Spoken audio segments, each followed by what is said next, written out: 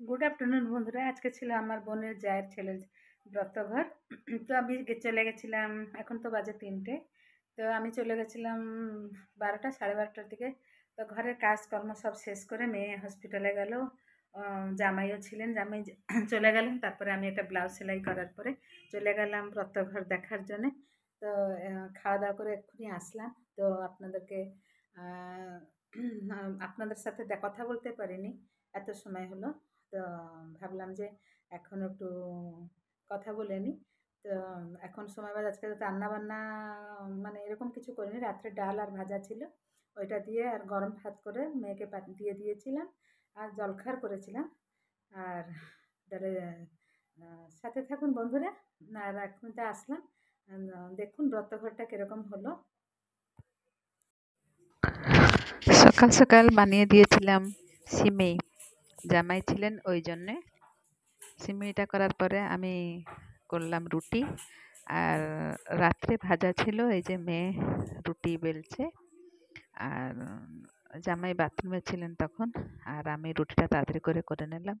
আজকে তো নিমন্ত্রণ ছিল, বোনের জায়ের ছেলের ব্রতঘর। তো ভাবলাম আজকে আর রান্না করব না, রাত্রে ডাল ছিল আর ভাজাও ছিল। সেই ভাজা গরম করে এই জামাই মেয়েকে খেতে দিয়ে দিলাম। ওরা খেয়ে চলে যাবে যে যার কাজে, আর আমি ঘরের কাজকর্ম শেষ করে চলে যাব ব্রতঘর দেখতে। তো ওদেরকে দিয়ে দিলাম জলখাবার খেতে, ওরা দুইজন জলখাবার খেতে বসে গেল।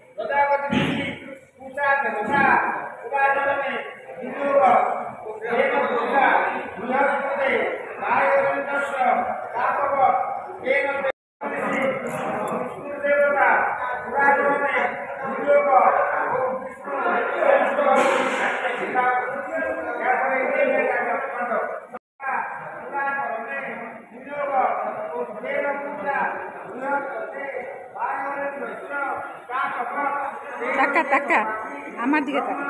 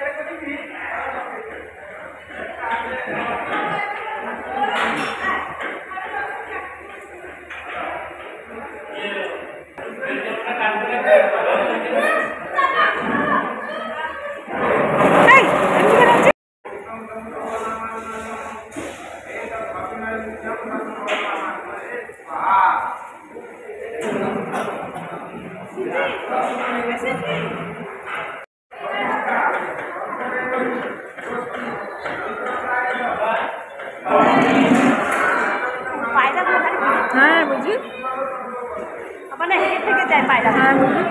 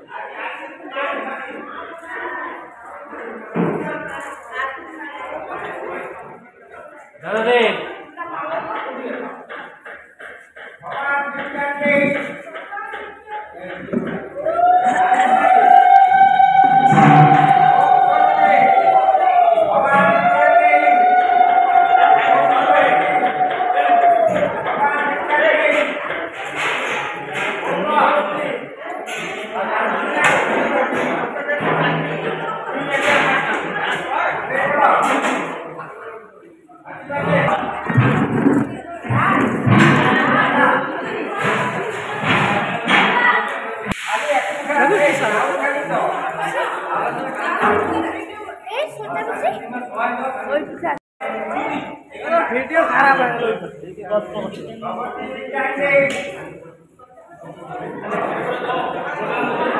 देख ওইখান থেকে সামনে এলে আমার সামনে চলে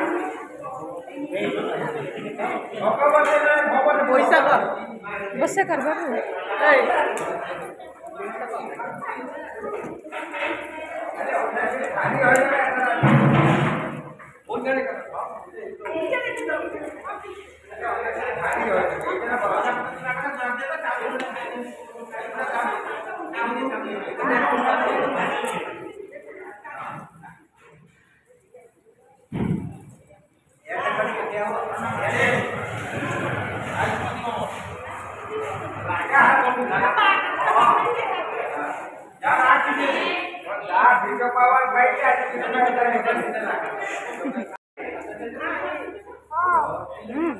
क्या कहले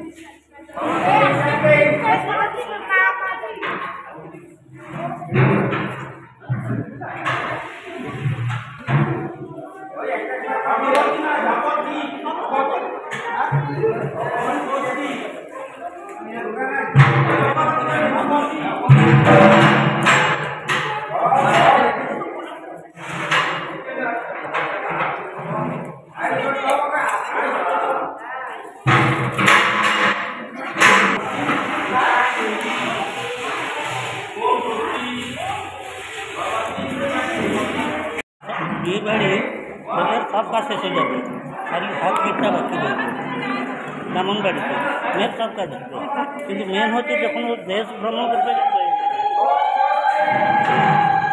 তখন ওই লাইনটাকে দেখতে পড়বে আর ও লাইন ক্রস করে যাবে আর তোর ঘর ফিরবে না সব নিয়ম আছে না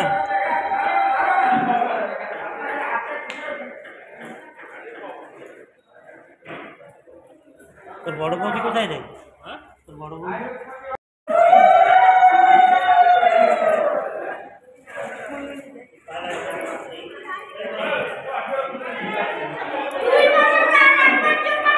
दादा आंगुरটা চাইপে যাবে দাদা আঙ্গুরটা আগে থেকে চাইপে যাবে আঙ্গুর উপর রাখ